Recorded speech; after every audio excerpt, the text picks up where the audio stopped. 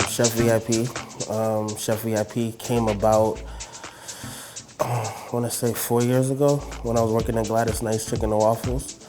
I was the kitchen manager in Cascade, and there was guests coming in. It was like, yo, what's Chef VIP at? What's Chef VIP? And I was like, yo, that name sounds hot. Like, who's that chef? And I was like, you Chef VIP. I'm like, oh, okay. That's how the name came about. I've been cooking 10 years. Yeah, but I've been a part of the industry all my life. My father's a master chef, so growing up as a youngin', I've learned how to cook. He'll say, Jason, taste this, or help me with this menu. I'll go out to eat and I'll taste the food one time, I know how it's made, and this is how I came about to grow the passion for cooking. My inspirations is, I love food, everyone loves to eat, but it's hard to find someone that makes the food the way you like it. Everyone's particular, everyone has a different palate. So the inspiration for me is when I make a dish and you don't have to doctor it up or add to it, and the person may be particular, very finicky about their food and they eat it and they're like, wow, that was delicious. That motivates me and drives me more to please the different masses, because everyone is different. And if you can feed everyone that's different, you're doing a great job. My favorite dish to eat, I know it's very simple, but it's pizza. yeah, pizza. I'm from New York, I'm from Brooklyn, so a good slice of cheese pizza with some Sprite, I'm good to go. You know what I mean? I'm good money. I'm from Brooklyn, New York, born and raised. I'm Haitian. My parents are Haitian. They moved down here to the States when they were mid-teens. And then from Brooklyn, my father Talents brought us down here to Atlanta. So here I am, a Brooklynite in Atlanta. Even though I still got my accent, I'm a real New Yorker. I don't think it'll leave me. Atlanta's been good to me, but Brooklyn is still home. My favorite chef to look up to is my father. He's one of the other biggest inspirations. 40 years in the game, he's been doing this thing, and I've learned so much from him. But then my second favorite chef is Chef Ramsay. I've learned a lot from him as well, and his discipline and his go-to demeanor in the kitchen is what I extract myself as Chef VIP to be. Not another Chef Ramsay, but better, because he's already here, so I have to surpass the great. Cooking is not a job for me. I love to cook. Even on my worst days, I love to cook. This is my greatest passion. Even though I went to school to become a nurse, and I never wanted to follow my father's footsteps, but it's in the genes, you know what I mean? Like, you can't take it away. So here I am in the kitchen, loving it every second. I could cook every day, and I cook every day. So I love it. It's not a job. It's something I love to do. All right, in the Slick Greedy kitchen, we got wild-caught salmon, golden asparagus, and lemon sauteed shrimp with wild baked rice. So it's gonna be delicious, it's gonna be phenomenal. I don't taste my food, I go off the scent. So you guys are gonna be the critics, and y'all gonna let me know how the food is. I know it's gonna be good, but you know, that's what I think. What you guys think matters. So we're about to find out and get to it. Hello, we're in the Slick Greedy kitchen with Chef VIP. What are you making for us today? All right, today we're gonna be making wild-caught salmon with lemon sauteed shrimp, along with golden asparagus and baked rice. Wow, that sounds delicious. I'm gonna let you get to it because I'm hungry. All right, thank you very much. All right, guys, we're gonna go ahead and start seasoning our shrimp. What I have here is some fresh cracked black pepper, just a tad, some Mrs. Dash. So for each one of these, you're gonna be using half a teaspoon on each of them.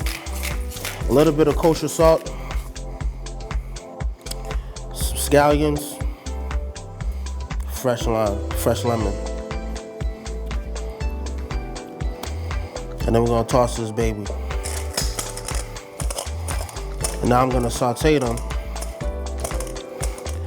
And then after that, we're gonna toss our salmon. And then we're gonna put the rice in the oven to bake. And then I'll be back with the after. Before Gladys and Chicken and Waffles, I was, unfortunately, I was in the streets. I still was cooking, but I was, doing pharmaceutical goods, But after living that street life, seeing the pain I caused my parents when I got banged up, I was like, I gotta find a career. I'm getting older. I gotta find something that's gonna provide for myself. And if I decide to have a family, provide for them, and to also take care of my parents, because I'm a firm believer, children gotta take care of their parents. Your parents take care of you, you gotta repay. So I started cooking, but I was always cooking. And I found myself working in a few restaurants as a server or a busser. And then one day I met Gladys Knight's son out and about, and he was like, you know how to cook? You work in a restaurant? I'm like, yeah. And he was like, I got something for you. Brought me to Gladys. I was working as a busser, and one day the chef didn't show up, and he was like, do you know how to cook? I was like, I know do a little something. And I got in the kitchen, and the rest was history. All right, guys.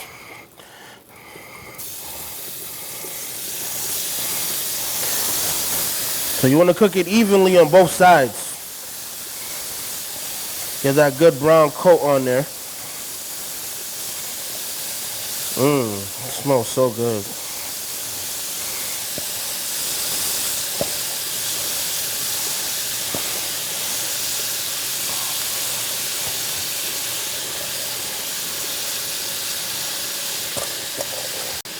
And you're gonna let it cook evenly on both sides for 4 to 5 minutes. And then after that, you're gonna rotate it. Cook it another 2 to 4 minutes. Then you're gonna let it sit. Then we're gonna cook our salmon. And after our salmon, we're gonna toss in our asparagus. And after the asparagus, we'll be getting ready to plate. And you wanna cook it at mid-high. If you have numbers, good 7 and 8. If you don't, between the medium and high. My favorite spice to use, as cliche as it may sound, is salt and pepper. My father always told me, if you're gonna be a great chef, you have to know the basic key ingredients. And that was before all these other seasonings came about, besides the fresh herbs you will grow, with salt and pepper. And if you can cook a good dish using enough salt and the right amount of pepper, you're good to go. And then you add on whatever you want to add on. So salt and pepper is very good. I can make 15 different styles of dishes just using salt and pepper, and they all taste different. So yeah. All right, so I just cut my salmon. It was a fillet. Got nice, tender, 8 juicy, succulent pieces. We're gonna season this with fresh salt and pepper, along with some cayenne pepper and some Italian seasoning. And you want to coat both sides because you want it to be filled with a lot of flavor.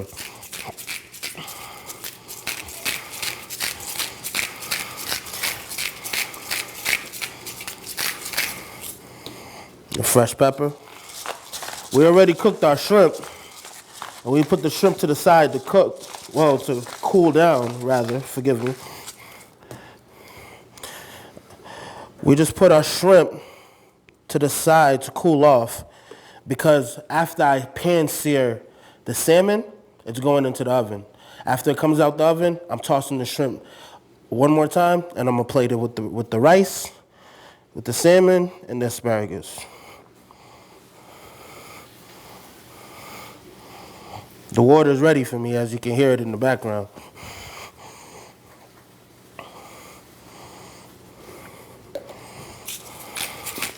So fellas, take notes.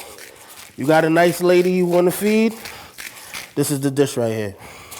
This is the dish I made for my baby girl. That made her be like, wow, this is very VIP-ish. All right, so now we're gonna go ahead and pan sear these right here. My favorite experience was over last summer. My boy Flex God Fresh, we did a pool party. It was Cascade area. It's supposed to be 150 people show up, and they hired me, and it ended up to be like 488 people, and I fed everybody by myself, and I had food just banging out, and the people was blown away because when I opened up the tables to serving, they were like, he made all this? Because they thought I had help, but I made every dish. And then when that was finished, people was like, oh, the food was good, but there was no food. They didn't know I had more under my sleeves. So I was just dishing food out all night, and I'm by myself feeding 488 people. That felt so good. It felt so good. It was so remarkable because everybody was satisfied. Everybody was thanking me. I got a lot of followers, a lot of businesses from that, a lot of compliments, and it made me feel good. All right, so this is a trick I learned. Butter and olive oil. It's gonna add that extra zest to the salmon. Let it melt. They usually tell you put the skin down, but we're gonna put the top down first. Let that get that nice char. Rotate it because we're putting this in the oven. So while the bottom is cooking, the top is already done. It's gonna give it that golden brown color that we want, that we're looking for. We'll top it off with some fresh oregano, parsley, nice fresh herbs, a little bit of scallions, put it on a little bit on high, and let that baby cook. As you can hear, it's popping, it's sizzling. That's how we want it.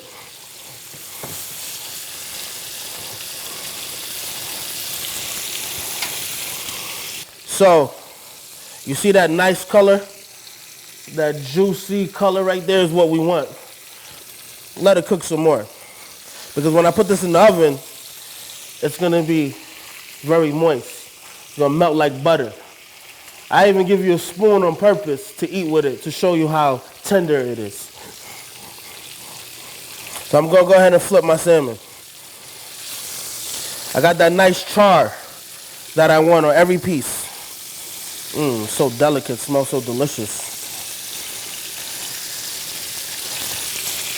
And you gotta be careful, because this is fresh salmon. This ain't store-bought. You gotta be like a florist with the flowers, very delicate. Exactly what we want right there. Golden. Now we're gonna toss it in the oven. Top in. I have my rice in the oven. We're coming out. Rice out. Let it cool off.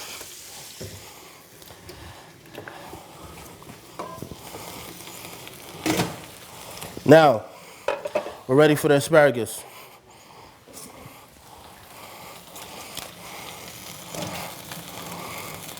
Asparagus in. We're gonna let this steam. Kitchen terms, we're gonna blanch it. Top on. We're gonna let this cook 2-3 minutes. Then after that, I'm gonna saute it. We wanna keep that golden green color. Now, when you cook asparagus, people be like, oh, it's a little bit mushy. You gotta cool it down once you take it from the water. Put it in a nice cold ice bath. In this instance, because my food is almost done, I don't have to do that. But if I was still preparing a dish and the asparagus was cooking, I would put it in the ice bath. But we're not gonna do that. We're gonna go ahead and saute. I believe that being from New York, I'm diverse. I'm around all types of people, different nationalities, different ethnicities. And coming to Atlanta, it's not as diverse as it is in New York. And the food is more comfort. It's more like soulful. And bringing that diversity with the Southern soul, I think it's like a domino effect. It's like an explosion, because you get good soul food, but then you can switch it up and do something else. So it is a cultural difference, but it's on how that personal chef looks at it. For me, it's not. For me, food is food. Like, I'm a New Yorker, but I can make the best grits you ever had, the best, you know what I mean, fried green tomatoes, collard greens and yams. I mean, like, I'm a New Yorker, but I can cook Southern, so I'm open-minded to that. All right, so butter in the pan, olive oil in the pan. We're gonna let this melt. As you can see, I'm rotating the butter with the olive oil. Let both of them mix, get that good mixture. My asparagus is ready. So I have a strainer right here. Right out the water. See that nice bright green color? It's crunchy. Toss it in.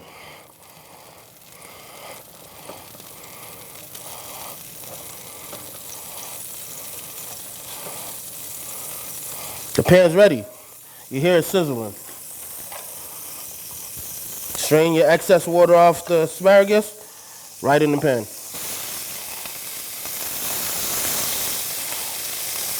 Now, we're gonna give it that nice brown charcoal flavor, or saute flavor rather. Now, some people will go ahead and season it right now. You can if you want, it's a preference. For me, I'll season it right when it's almost ready. So when I serve it on the plate, every bite that you take of this asparagus is nothing but zestful flavor.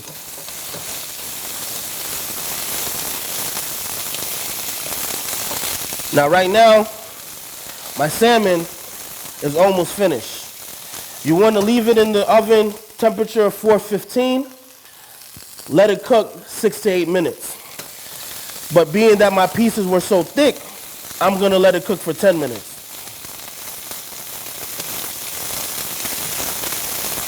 Asparagus done. Now, fresh salt and pepper.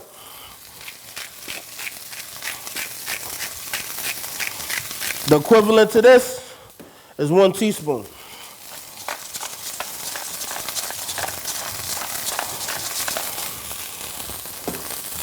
Now, we toss again. That smells so good. Now we're done with our asparagus. In just a few moments, we're gonna be ready to plate. Bear with me. Fire off. Go ahead and set it to the side. We have our shrimp that we already cooked. I didn't cook it all the way. I cook it halfway. Now, shrimp back in the pan. Fresh lemon. Just a little bit. We're gonna toss this baby. We're gonna let it cook. 2-3 minutes. And now we're gonna be ready to plate, ladies and gentlemen. Rice is done.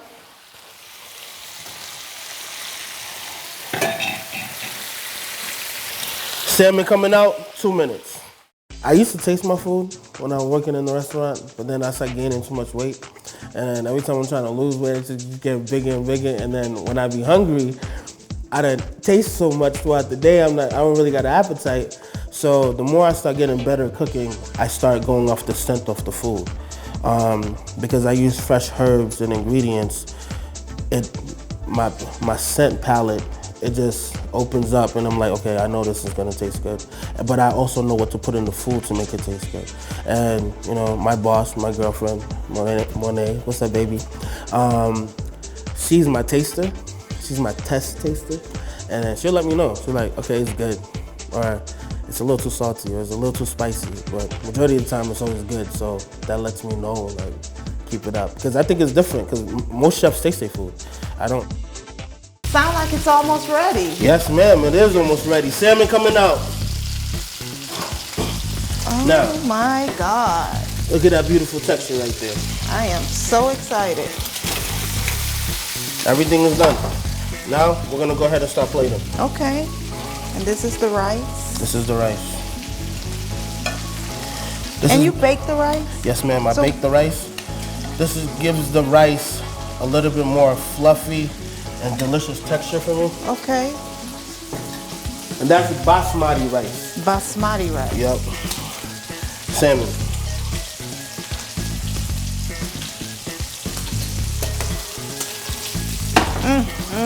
I cannot wait to taste this. Sure.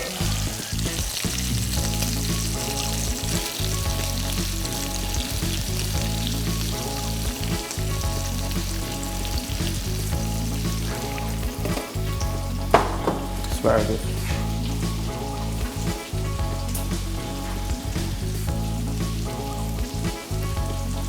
So you blanched them and then sauteed. Yes, ma'am. Yes, ma'am. Now, so the salmon has given us what you would call gravy. I like to call it a nice little roux. The sauce of the salmon, we'll go ahead and drizzle. I'll put a little bit on the rice. Ladies and gentlemen, what we have here is wild-caught salmon, lemon sauteed shrimp, golden asparagus, and baked rice. Oh my God, I cannot wait. It's hot, so I need to slow down, right? Yes, ma'am. I got insurance for you. Oh no. Oh my God. Let me get some of this asparagus.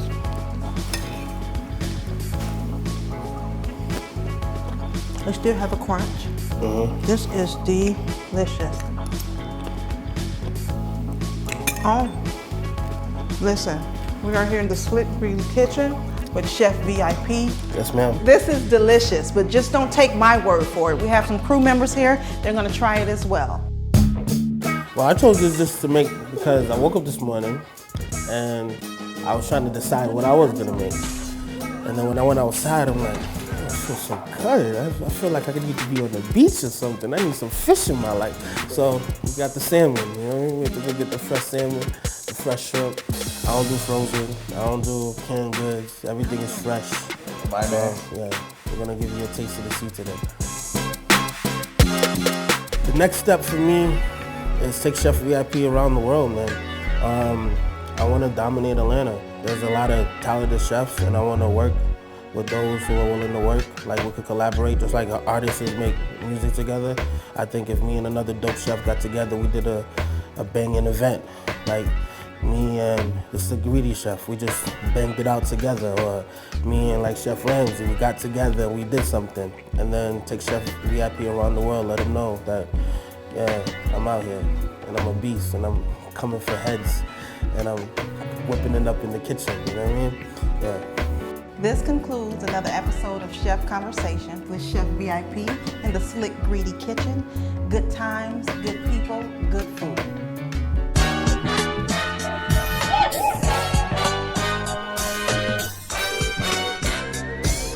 메뚜리 함정